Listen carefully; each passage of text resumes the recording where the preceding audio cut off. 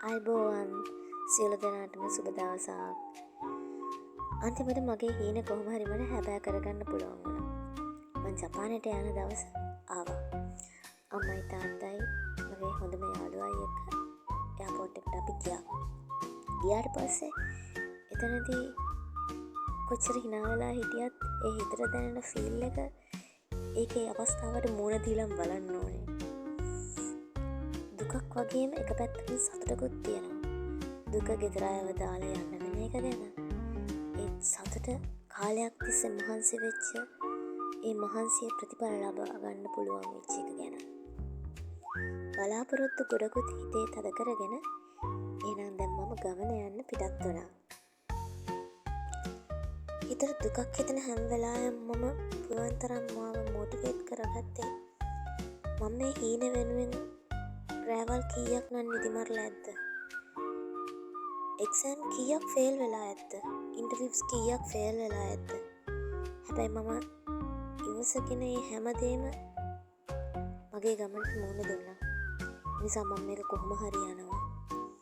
කොහොම හරි එයාපෝට් එකේ චෙකින් ඒරියාස් ටික පාස් කරගෙන මම ෆ්ලයිට් එකට ආවා. ෆ්ලයිට් එකට ඇවිල්ලා මගේ ෂීට් නම්බර් එකට ආදාළ ෂීට් එක හොයාගෙන ෂීට් එකට ගියා. ඊට පස්සේ ටික වෙලාවකින් මගේ මීල් එක හම්බුණා රයිස් එකක්.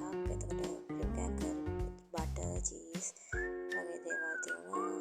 ඩෙසර්ට් එකක් තිබුණා. තව බටර් දාපු චිකන් එකක් තිබුණා. බන් එකක්, කොෆි එකක් තිබුණා. පාන්දර 5:35 වෙනකොට චීන ෂැන්හයි එයාපෝට් එකට මට එන්න පුළුවන් වුණා. ඊට පස්සේ එතන චෙකින් ටිකත් ඉවර කරගෙන ඊට පස්සේ මට VIP රවුන්ඩ් එකක් හම්බෙලා තිබුණා. VIP රවුන්ඩ් එකත් හොයාගෙන මම එතනට ආවට පස්සේ එතන මාරම ලස්සනයි, මාරම නිදහස්. එතන චුට්ටක් වෙලා රෙස්ට් කරලා මේ VIP රවුන්ඩ් එක ඇතුලේ තියෙන ෆුඩ් කෝන් එකට ගියා. මේ ෆුඩ් කෝන් එකේ කෑම, බීම, ලිකර්, ෆෘට්ස්, ඩෙසර්ට්ස් හැමදේම අන්ලිමිටඩ්. එවනට දැන් අර ගමන් මහන්සිය සහ කලින් දවසේ ෆ්ලයි කරනකොට ඒ ෆ්ලයිට් එක ඇතුලේ චූටි බබෙක් අඬපු නිසා රෑ නිින්ද ගියේ නෑ.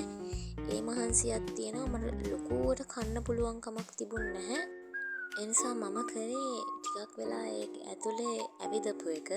ලස්සන වීඩියෝස් අරගෙන ඒක ඇතුලේ හරිම ලස්සනයි සහ නිදහස්. ඒ නිසා මම චුට්ටක් වෙලා ඇවිද ඉන්නකොට මට හිතුණා පොඩි නූඩල්ස් එකක් කෑවනම් හොඳයි කියලා. ඒ නිසා මම පොඩි නූඩල්ස් එකක් කෑවා. ඊට පස්සේ ෆෝන් එකෙන් වීඩියෝස් ෆොටෝස් අරගෙන චුට්ටක් කාලය ගත කරා. ඊට පස්සේ වොෂ්රූම් පැත්තට ආවම ඒ පැත්තේ තියෙනවා රෙස්ට් රූම්. අපි රෙස්ට් රූම් එකක් ගන්නවා නම් ඉස්සරහා තියෙච්ච රිසෙප්ෂන් එකට කියන්න ඕන අපි රෙස්ට් රූම් එකක් ගන්නවා කියලා. එතකොට අපිට නිදා ගන්න උනත් වොෂ් එකක් දාගෙන චේන්ජ් එකක් දාගන්න උනත් මේ රෙස්ට් රූම් එක පාවිච්චි කරන්න පුළුවන්. නමුත් මට පැය 3:50ක් වගේ පොඩි කාලයක් තමයි තිබුණේ. නිසා මට එච්චර වෙලාවක් රෙස්ට් රූම් එකක් අරගෙන ගත කරන්න තරම් කාලයක් තිබුණේ නැහැ. මම නිසා මම හරි පොඩි දෙයක් කාලා ඉක්මනින්ම අනිත් ෆ්ලයිට් එකට යන්න පිටත් වුණා.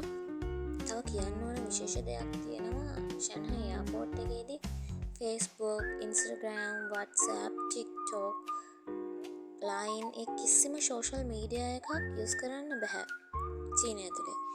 ඉතින් ඒ නිසා හරිම කම්මැලිත් එක්ක කොහොම හරි මම ඉක්මනින්ම මගේ අනිත් ගේට් එක හොයාගෙන එතනට ගියා. හැබැයි මට ඒ ගේට් එක හොයාගන්න එක ලොකු අමාරුවක් වුණේ නැහැ. ඉක්මනින්ම හොයාගන්න පුළුවන් වුණා. වෙලාව පැය 1:00ක් විතර තියුණා මට එතකොටත් ඊළඟ ෆ්ලයිට් එකට.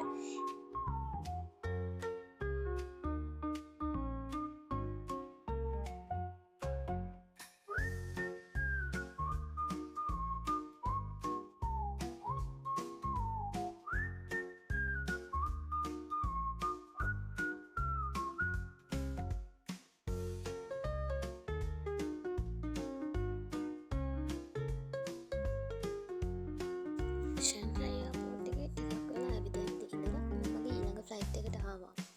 තව පැය 2කින් විතර මම ජපානයට යනවා.